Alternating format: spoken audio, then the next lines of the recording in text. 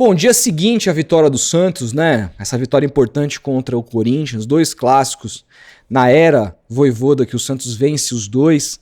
É verdade que não pegou o melhor dos seus adversários, mas o Santos não tem nada a ver com isso e foda-se, essa é a verdade também. Então, fez o que tinha que ser feito. E diante desses 7 jogos, eu acho um bom número pra gente poder entender essa primeira parte do trabalho do Vojvoda, que talvez fosse a parte mais complicada que ele fosse enfrentar no trabalho. E fazer uma avaliação que ela não é taxativa, porque o trabalho continua e a gente espera que por muito tempo, dado o tempo que ele ficou no Fortaleza, a gente espera que por muitos anos o Santos precisa encaixar um bom trabalho com longevidade. E um trabalho com longevidade, saibam, vai passar por bons e maus momentos e o Santos tem que ter a diretoria, os torcedores, o equilíbrio para saber quando tem que manter e para saber quando o trabalho se esgotou. Quando também você conquista, quando você entrega coisas que o torcedor não estava acostumado mais a viver, isso também vai dando um estofo maior aos diretores, ao próprio treinador e aos diretores para mantê-lo ali. O que eu sempre falo, né? O Abel no Palmeiras é muito longevo porque o cara foi bicampeão da Libertadores com menos de um ano no cargo. Ele chegou com 3, 4 meses, ele já era campeão da Libertadores ali em cima do Santos naquele 30 de janeiro de 2020 e isso deu para ele um peso muito grande para poder errar. O Vojvoda, então, portanto, ele chega no Santos numa situação muito difícil porque além de ser terra arrasada com relação a outros trabalhos muito ruins dos seus antecessores, você tinha uma dificuldade na tabela clara, um campeonato muito forte, um elenco muito desequilibrado e mal montado por essa diretoria e sem cultura de treinamento, né? Você pode observar que as primeiras semanas do Vojvoda, só de mudar o treinamento da equipe, foram vários jogadores que se lesionaram. Você teve lesão do Neymar, você teve a lesão do Vitor Hugo, você teve a lesão do Bom Tempo. Quem mais? Teve mais gente aí que eu não tô lembrando agora que se lesionou também devido à carga muito mais forte dos treinamentos. Ontem o Luan Pérez deu uma entrevista pra GE TV ali pro Fred, pro Bruno Formiga e ele falou que mudou a mentalidade da equipe a partir da chegada do Vojvoda, muito por conta da cultura de treinamentos muito intensa, né? Tava o André ali também, o ex-atacante do Santos, falando sobre isso. É uma cultura muito intensa de treinamentos que mudou a maneira do Santos se portar dentro do campo. Então esses primeiros 7 jogos eram os 7 jogos mais complicados da era Vojvoda. Mas também eram os 7 jogos que o Vojvoda teria menos cobrança. Porque todo mundo na hora de cobrar, se ele tivesse ido muito mal nesses 7 jogos, poderia dizer, bom, terra arrasada, elenco mal montado, campeonato difícil, situação de tabela, pressão em cima dos jogadores, é muito difícil para um técnico chegar e mostrar trabalho em tão pouco tempo. Ele tinha ainda esse álibi. Agora vai começar uma nova fase de cobrança a partir não só dos resultados, porque os resultados, se você for pensar, são medianos. O Santos tem 7 jogos, 2 vitórias, 4 empates e 1 derrota, né? Mas quando a gente olha para o desempenho e quando a gente olha para a história de cada uma dessas partidas isoladas, você consegue ver um bom trabalho, o que faz com que a taxa de corte, com que a expectativa do torcedor aumente. Por que o Vojvoda e os jogadores apanharam tanto na derrota para o Ceará? Claro, perder de 3-0 para o Ceará como perdeu, vai apanhar em qualquer que seja a circunstância, mas porque havia expectativa, uma expectativa que o que ele faz desde o jogo, particularmente contra o Atlético Mineiro, mostra que é o que o Santos pode fazer de agora em diante no campeonato. E aí ele vai agora, nesse primeiro jogo contra o Vitória, fazer mais 7 jogos que vão ser menos difícil com relação a colocar suas ideias. Ideias estão cada vez mais maturadas pelos jogadores, mas mais difícil em condição de adversário de tabela e mais difícil porque agora também já existe uma expectativa nossa com relação a esse trabalho. Mas o primeiro teste do Vojvoda, esses primeiros 7 jogos, ele passa e passa muito bem e eu tô aqui para falar sobre eles. Não antes de te contar a história da Quantum, que é a nossa patrocinadora. Eu falo nossa porque a minha, do Felipe Oliveira, lá no canal segmentado dele do Palmeiras, e no Futeboteco, a minha empresa, que se vocês não conhecem, a gente produz um podcast que é muito legal, Tomando Uma, que inclusive amanhã receberemos aqui atrás de mim, nos nossos estúdios, que fica na sala da minha casa, a Sheila, campeã olímpica de vôlei, para muitos uma das maiores, para muitos até a maior jogadora de vôlei mulher brasileira da história. Então vai ser uma delícia. A gente já esteve aqui essa semana com Cacá Bueno, tivemos aqui também com a Renata Raiborn, semana passada com Gonzi. Tá muito legal o podcast, são mais de 250 edições. O nosso calendário para as próximas semanas está incrível. Convido você a conhecer o Futeboteco, a gente faz lives lá, falo bastante do Santos lá claro, é mais times em geral, mas a gente fala bastante do Santos. E a Quantum está patrocinando tanto o Futeboteco como esse canal aqui. E com o cupom Futeboteco, que aparece para você aqui, ó, você tem 20% de desconto em todos os suplementos lá. Então aponta o seu celular para o QR Code está aparecendo na tela e você pode ter uma creatina como essa daqui, 100% pura, extraordinária, com a qualidade garantida por mim. Pode confiar, a qualidade é de primeiríssima linha. E você gosta de suplementar? Dá uma chance para a Quantum, e se você não suplementa, recomendo que você vá até o site da Quantum e conheça a variedade de produtos. Eu tenho certeza que vai ter alguma suplementação que vai encaixar muito diante do seu dia a dia, mas não faça isso sem consultar um médico. O link também do site da Quantum está aqui na descrição desse vídeo. Bom, falei desses primeiros 7 jogos, né? E a gente precisa pontuar aqui. No universo de 7 jogos, o jogo contra o Fluminense é quase que descartado por mim, porque o Vojvoda aplicou 2 treinos para esse jogo. O próprio Luan Pérez falou que esse jogo não deu muito parâmetro para o time entender as ideias do Vojvoda. A primeira vez que isso acontece é na partida contra o Atlético Mineiro, que vem de fato depois de uma parada.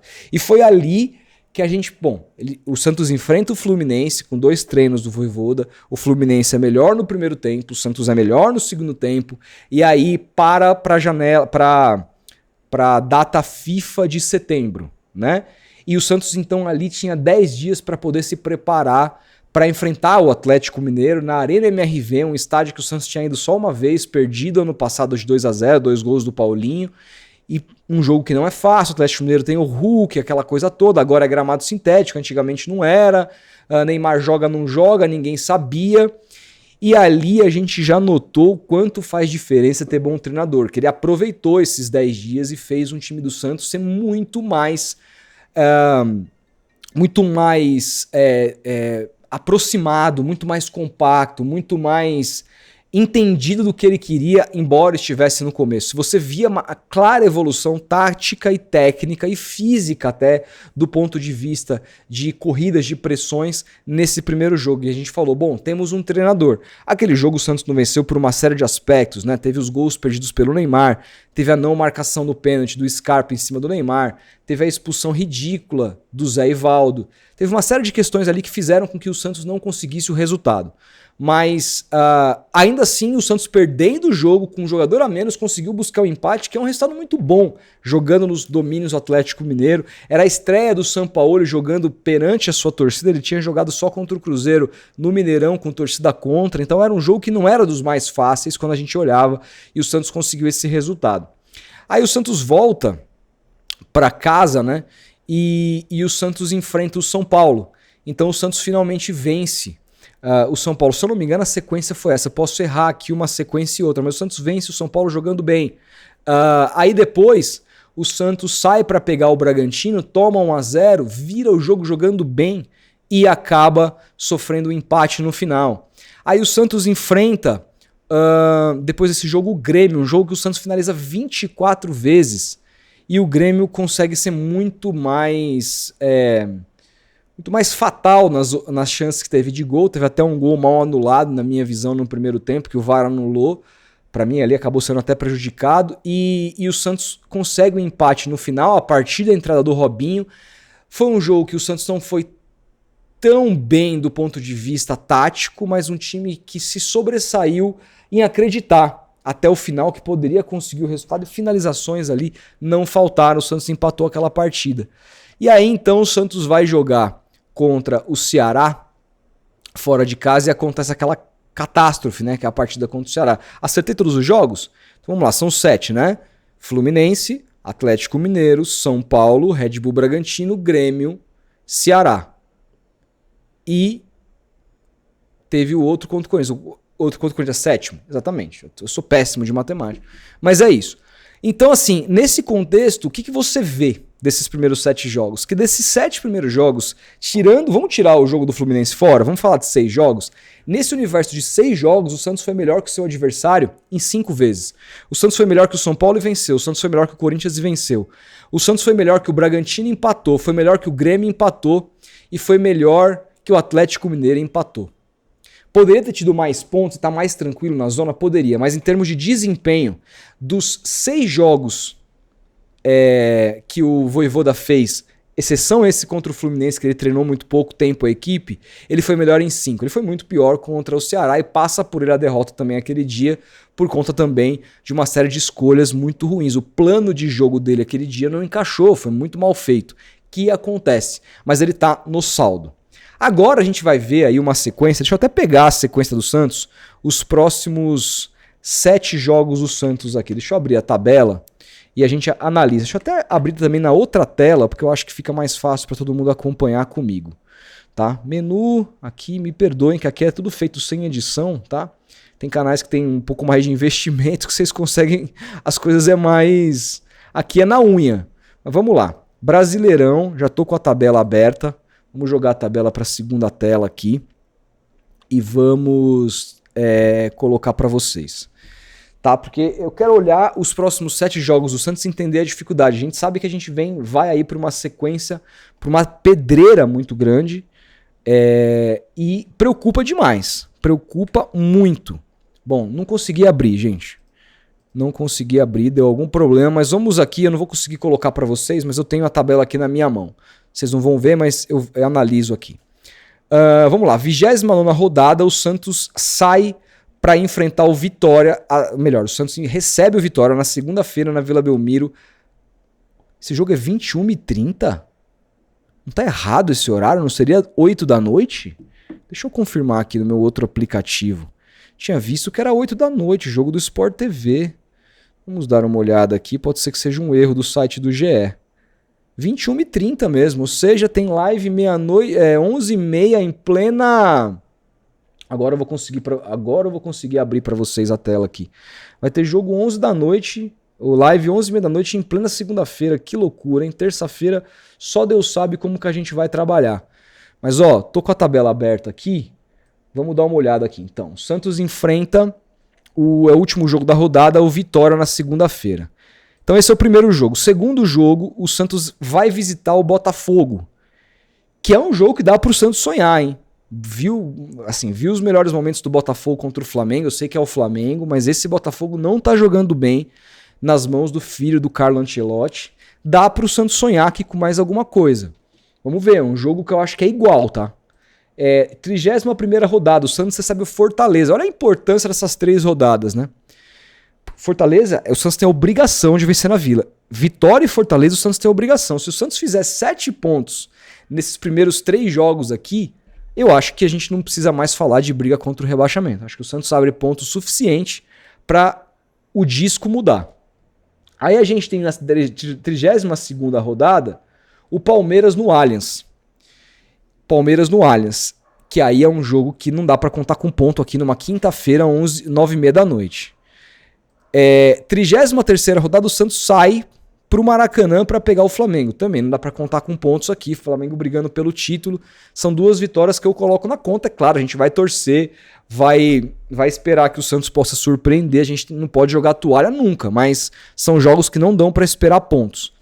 E aí, tô falando de quantos jogos aqui? 30ª. Aí depois o Santos volta a enfrentar o Palmeiras antes da 34ª rodada. Se eu não me engano é isso. O Santos volta a enfrentar o Palmeiras na Vila Belmiro. É Palmeiras, Flamengo e Palmeiras. Eu acho que é isso. E aí o Santos enfrenta o Palmeiras na Vila Belmiro aqui, num jogo que é data FIFA. Porque, veja, essa rodada acontece no dia 8 e 9 e a próxima rodada é só no dia 19. Porque tem parada de data FIFA de outubro. Então o Santos vai enfrentar o Palmeiras num meio de semana aqui de data FIFA. O Palmeiras não vai contar com Flaco Lopes, talvez o Vitor Roque seja convocado, Gustavo Gomes, Piquerez e outros bons jogadores do Palmeiras que estão convocados, e o jogo é na Vila Belmiro. De repente, com a volta do Neymar, dá para sonhar com algo mais positivo do que aceitar simplesmente uma derrota. Mas é uma sequência muito dura de Palmeiras, Flamengo e Palmeiras de novo. E aí o sétimo último jogo dessa fase do Vojvoda seria na 34ª rodada contra o Mirassol na Vila Belmiro, que é onde o Santos poderia voltar a se reencontrar com a vitória aqui numa projeção absolutamente conservadora.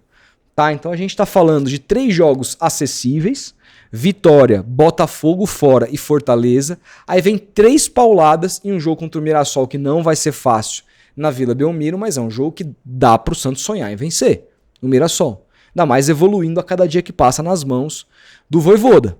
Então assim, é uma sequência que se espera que desses 7 jogos, o Santos fez quantos pontos nesses primeiros 7 jogos?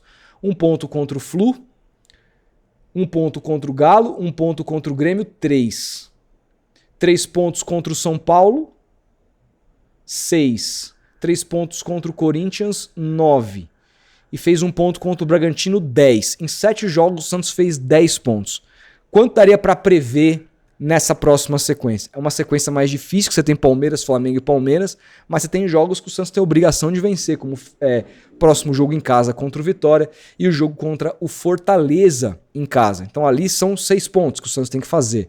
Aí sai contra o Botafogo, um empatezinho, estamos falando de 7 pontos, e uma vitória contra o Mirassol, 10 pontos. Ele repete a mesma campanha que ele fez os primeiros 7 jogos, mesmo perdendo para Palmeiras os 2 jogos e para o Flamengo, e o Santos se coloca numa situação um pouco melhor contra a briga do rebaixamento. Só que também, de novo, é uma sequência mais difícil e um trabalho que já está mais evoluído. E muita gente vai pensar, bom, com o trabalho mais evoluído e essa evolução cada dia mais acontecendo, vamos imaginar que dá para ganhar um pouco mais de ponto. E minha preocupação é essa, porque a partir agora dessa expectativa que a gente tem e que a gente criou com relação ao trabalho do Vojvoda, como que a gente aceitaria uma eventual derrota 1-0, perder um gol de contra-ataque para o Vitória no final de semana? A gente já estaria aqui xingando o treinador, etc e tal. Então assim, e a gente conhece torcedor. Se perde do Vitória, perde do Botafogo e empata com o Fortaleza na Vila Belmiro, 3 jogos que era pra ganhar e não ganha, e ter uma sequência brutal pela frente, irmão, o cara periga a cair numa eventual sequência. Não acho que caia, mas sabe, a corda estica muito. Então agora, porque agora a gente... Porque se assim, com o time do Kleber Xavier vai enfrentar o Vitória na Vila Belmiro, bom, tem a obrigação de ganhar, mas você não tinha segurança que ia ganhar. Hoje, não é que você tem a segurança que vai ganhar, mas você tem a segurança que o Santos vai jogar melhor. Muito vai me surpreender se o Vitória chegar segunda-feira na Vila Belmiro, 9h30 da noite, e jogar melhor que o Santos. Mas o resultado a gente não controla. Só que a torcida espera resultados, não só o desempenho.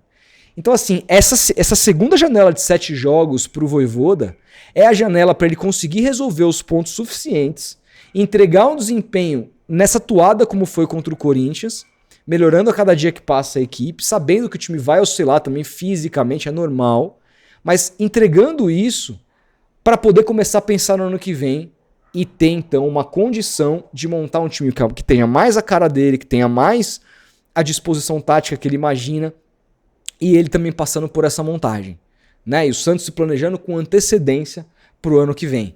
É isso que a gente imagina. Essa sequência de primeiros 7 jogos foi muito importante, mas essa de 7 jogos agora será ainda mais, porque com ela vem a expectativa do que a gente já experimentou e viu que é bom, que é o trabalho dele. Então eu temo esses próximos 7 jogos do que eu temi os primeiros. Porque, de novo, qualquer expectativa não correspondida, a gente pode se frustrar. E diante da nossa situação, principalmente da situação da tabela, se voltar eventualmente para uma zona do rebaixamento, que eu espero que não aconteça, tudo pode vir a se perder. Então assim, muito atentos a esses 3 próximos jogos, que eu acho que vai definir o trabalho do Vojvoda. E Rodolfo, qual a sua avaliação do trabalho do Vojvoda até aqui? Ótimo. O trabalho do Vojvoda até aqui, considerando de novo o elenco que ele pegou, a posição na tabela, a mentalidade dos jogadores, lesões que aconteceram, inclusive com um cara que é tecnicamente o melhor jogador do time, que é o Neymar. Fazendo com que o Santos jogue a bola que jogou e desses universo de 7 jogos tenha sido claramente melhor que o seu adversário em 5 e um foi igual que foi contra o Fluminense, para mim é um trabalho muito bom. Mas agora exige uma expectativa, a gente acaba tendo uma expectativa maior que os próximos 7 jogos seguiram na mesma toada. E não é bem assim. Porque também, ao passo que ele vai colocando o trabalho dele a cara do trabalho dele no Santos, os adversários também vão lendo melhor o time dele e vão gerando mais dificuldade para ele fazer o jogo dele. É normal. Você viu que o próprio Ranieri falou, a gente sabia que o Santos ia pressionar muito no primeiro tempo e no segundo tempo cai fisicamente. Foi isso que o professor nos passou. Então já tem esse entendimento, por exemplo, disso. Ele tem que adotar outras estratégias, ele tem que entender outras coisas, tem que armar planos de jogos diferentes. E isso vai dar continuidade do trabalho dele, que continua. E aí no final do ano, se tudo correr bem, a gente vai olhar para o contingente de jogos do Vojvoda, que serão até o final do ano, agora mais 7, vai faltar mais 4. Eu acho que faltam mais 11 jogos, e aí somados esses 7 vão dar aí uns 18 jogos mais ou menos, 17, 18 jogos. A gente vai falar, bom, com 18 jogos, qual foi o desempenho? É esse o treinador que a gente quer pro ano que vem? Esperemos dizer que sim. Eu, independentemente de qualquer coisa, não caindo, manteria o Vojvoda, porque acho que ele montando uma equipe ano que vem, ele pode melhorar muito o desempenho. Mas o campo precisa dizer, e o campo até agora diz que o trabalho é ótimo. Se vai continuar assim, irmão, futebol, as coisas podem melhorar muito de uma vez e piorar muito de uma vez. Eu prefiro não ser taxativo, mas gosto muito do que eu tô vendo aqui, porque eu consigo entender toda a dificuldade que ele teve no trabalho. O que vocês pensam? Comentem aí, a gente vai se falando, um grande abraço e até o próximo vídeo.